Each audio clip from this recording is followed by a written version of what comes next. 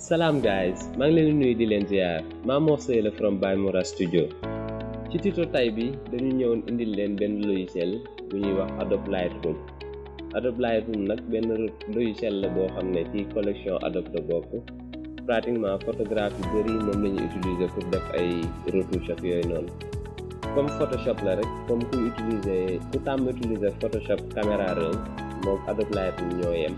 Pratiquement li nekk ci Lightroom rek moo nekk ci Adobe Camera Raw mais particularité Lightroom nag mooy logiciel à part la comme tey booy def ay tri photo wala ngay def ay étalonnage retouche ay landscape comme photo paysage yeeg def ay retouche multiple comme retouche ay photo yu bëri pratiquement boo koy defee ci Adobe Lightroom lay gën a gaaw ci lay gën a yomb ko Photoshop donc tey logiciel boobu lañ leen indiloon léegi après intro bi.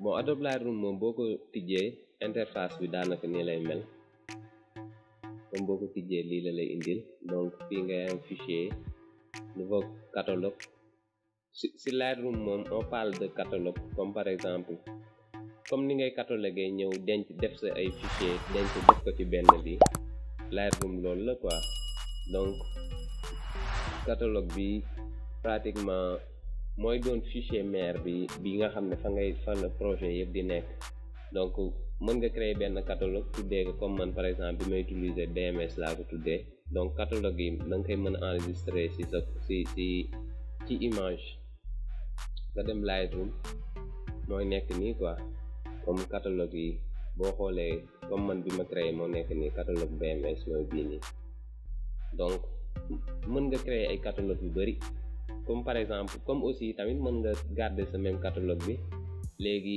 par exemple booy importer image mën nga ñëw fii nga def importer des photos et vidéos wala nga dem fi projet bi nekk comme image yi fi mu nekk nga ñëw sélectionner clip bàyyi mu dem donc après nga xaar selon sa machine nu mu gaaye wala nu mu yeexee donc tey man bii laa bëgg utiliser ma jël ci benn image bu may retoucher parce que dama bëgg ñu def ci retouche rek ñu jël benn image je sais pas ban laay jël sax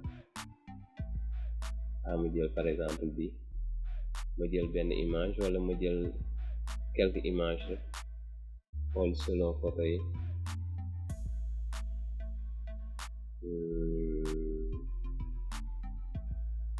ma jël bi donc ma importer donc boo importer activer à la recherche de ma désactiver lii damay wax pour ma activer adresse bi quoi par exemple bu fekkee bi ngay photo sa appareil am na GPS ak yooyu mu def adresse bi donc boo activer adresse bi fii automatiquement ak sa wifi mën na la wax photo bi fan la woon quoi donc lii bi loolu lay jariñ donc boo importer tamit photo yi fii lay nekk ci bibliothèque bi bon fii dama am yu ma tëj mais en général fii nii lay mel day am ay livre am diaporama impression web ak yooyu noonu yëpp comme su ma defee tout affiché nii lay mel quoi donc ci suuf fii la photo yi di nekk selon li nga importer rek donc boo importer da lay defal importation précédente donc fii nag moo ci am solo quoi genre xaaral ma tëj navigation bi fii par exemple fii da ngay am ay dossier am ay collection donc fii nii da ngay war a jël par exemple boo importer image yi ba def sa tri ba sélectionner photo yi nga sélectionner da ngay sélectionner photo yëpp comme contrôle A ma sélectionner photo yëpp léegi ma dem bibliothèque ma def nouvelle collection bu ma defee nouvelle collection comme par exemple bi mën naa ko tuddee Tuto Retouche Lightroom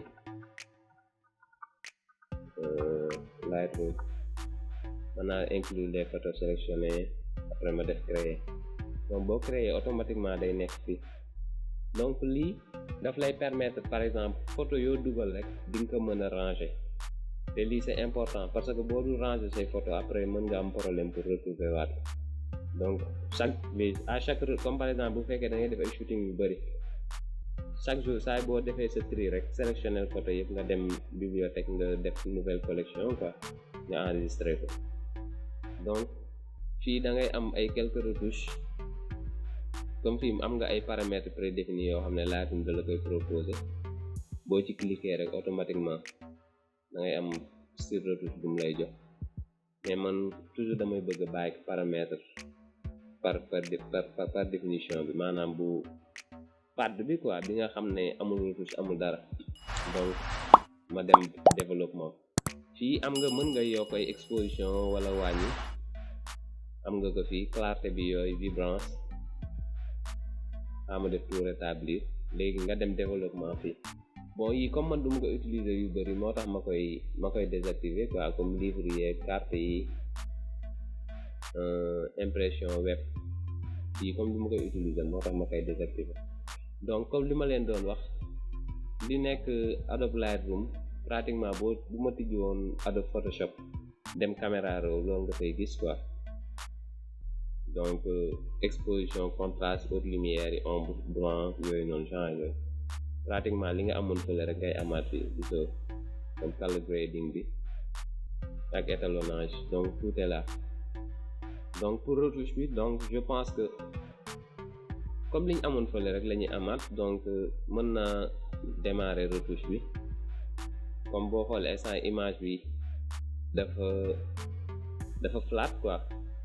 Image bi ma ko doon photo format bi profil bi ma utiliser woon neutral laa utiliser format bu flat ci Nikon bi, comme Nikon Z6 la. boo xoolee sax dala koy defal fii, day def image bi gisoo ISO 170 mm f4 vitesse 1/125 de seconde. Donc dalay jox information image bi quoi. Bon pour retouche bi, je pense que comme image bi buñ ko xoolee, je pense c'est bien exposé. Donc xanaa lumière yi moo ëpp, moom laay dindi. Ombre yi ma débouché ko. Fii mën naa ko def nii pour mën a am image bu gën a lii. Comme mën nga bës L pour lii bi kese affiché. Léegi nga xool yow par exemple bu fekkee lii bi daf lay déranger ni mel noonu, comme bu fekkee lii daf lay xaw a déranger, mën nga bës L comme ça nga liggéeyee noonu.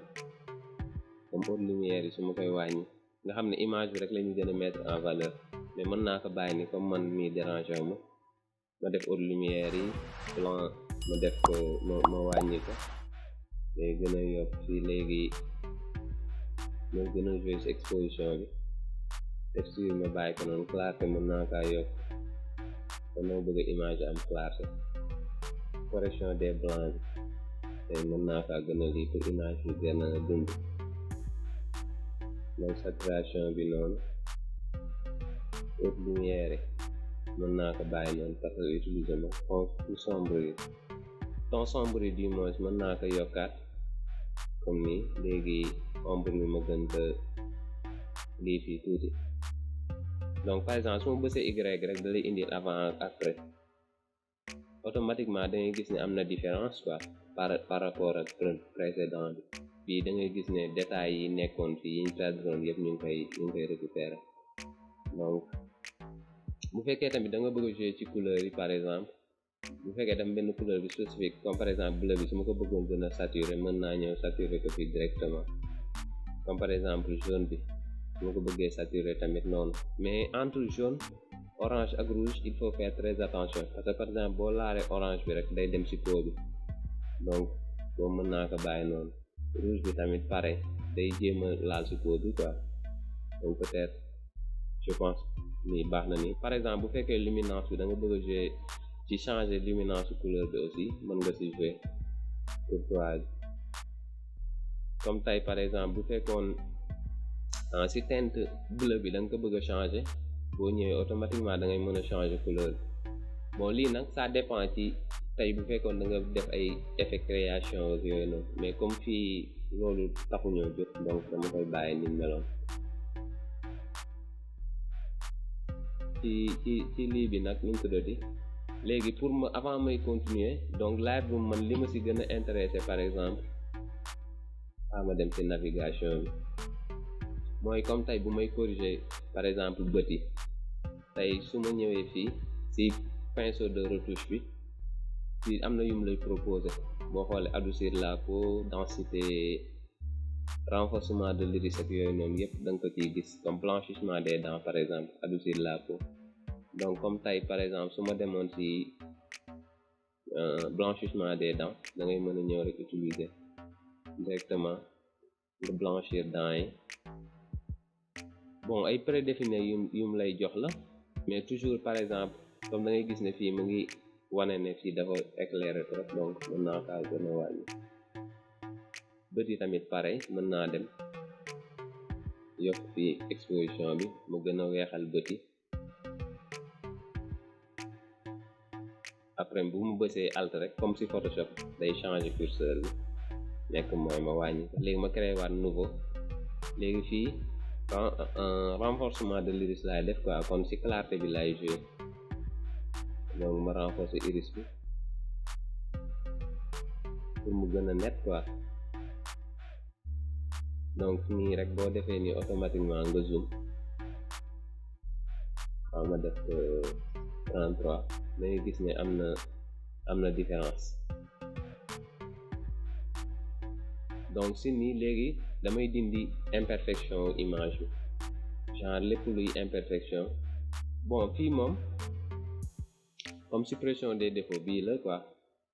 Tampon bi li mu doon def ci Photoshop daanaka loolu lay def, da ngay sélectionner lii bi, léegi moom mu proposer la fenn. Parfois nag mën nga sélectionner fenn mu proposer la beneen côté boo xam ne du la arranger, comme par exemple bu jëlee fële mën naa ñëwaat ni da ko jëlal ma fii, nga xam ne day copier noonu. Léegi après nga xool yow bu fekkee am na benn partie boo xam ne intéressé wu la aussi, mën nga continuer nga déplacer ko curseur bi pour jël beneen côté boo xam ne yow moo gën a intéressant ci yow. Donc par exemple mën naa jël bi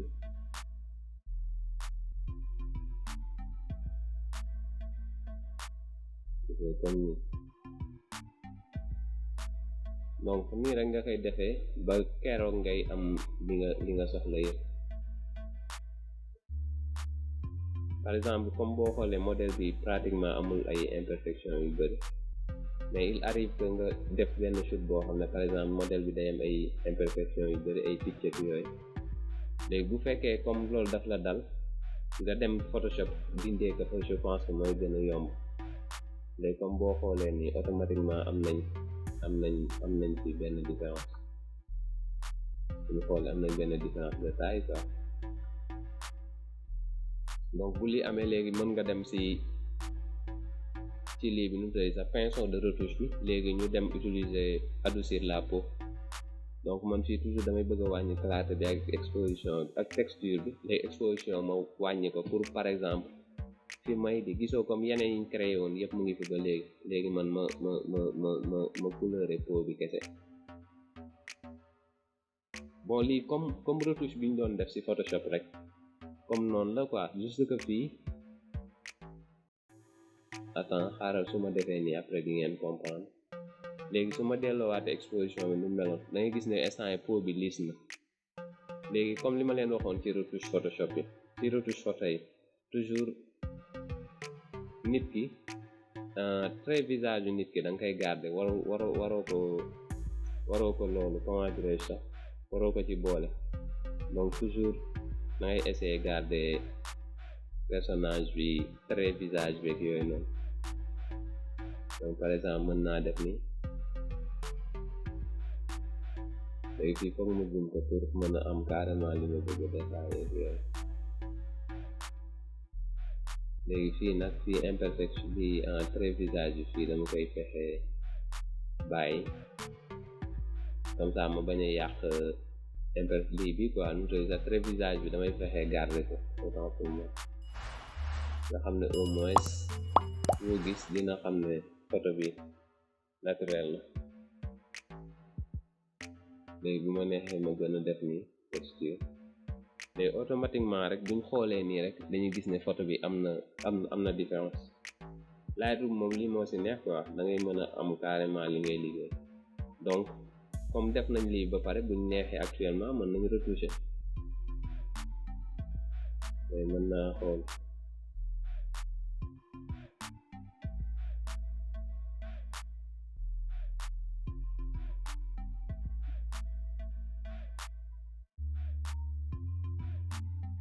su ma demee ci bu fekkee image dafa am ay loolu tamit profil bi bu la neexee mën nga ko changer comme par exemple fii man Nikon laa utiliser mën naa dem xool par exemple benn lii bu ma neex comme 70 la mën naa dem 85 mm 1.4 comme ça mu gën a di image bi quoi gën ko mettre en valeur. léegi fii tamit mooy étalonnage yi ma doon wax tey bu fekkoon da nga bëgg a changer couleur bi changer couleur personnage yi carrément mën nga utiliser fii retoucher ko mais man bëgguma style retouche bi quoi parce que man toujours damay bëgg a garder couleur tenue bi muy sol ak yooyu comme parfois da ngay am ay modèle yoo xam ne genre ay styliste la yu ñëw ak yooyu donc damay bëgg a garder loolu. léegi image bi mën naa ko recadrer bon recadrage moo nekk nii fii am na recadrage fii suppression des défauts fii bu fekkoon bët yi dafa rouge mën nga ko sélectionner directement. fii filtre de gradué yi aussi par exemple bu fekkoon tey bu fekkee image bi dama bëgg mu gën a lii mën naa def nii par exemple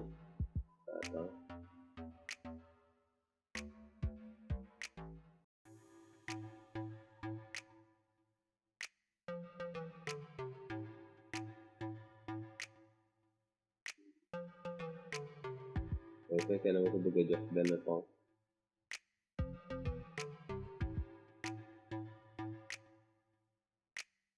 tey boo xoolee ni am na différence. léegi si image bi par exemple bu fekkee dama ko bëgg a recadrer waat carrément recadrage moom toujours comme Photoshop rek shift ngay bës nga appuyer nga téye par exemple mën naa ko dagg nii nga xool bët yi comme photo bi en face la nga xool bët yi mu ñëw di léegi ma def ko nii xool boo xam ñaari bët yëpp tolloo nañ. donc boo xoolee nii automatiquement am nañ benn retouche bu simple.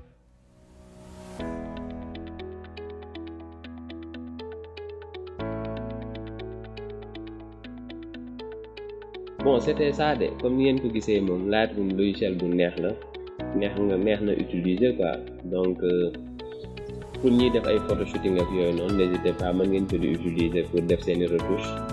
te aussi bu fekkee saa booy retoucher mën nga def clic droit nga dem modifier ko ci Photoshop boo defee modifier dans mën nga dem ci Adobe Photoshop bi ngay utiliser ak bu fekkee am nga yeneen plus yooyu utiliser aussi mën nga ko dem utiliser directement quoi. ñu ngi leen di sant di leen gërëm donc n'hésitez pas ngeen abonné ngeen partager invité seeni amis aussi bu fekkee am ngeen yeneen idée yoo leen bëgg ñu développer que n'hésitez pas comme ça ñu def ci yeneen tuto maam Mor Seye la woon na xel mi màcc.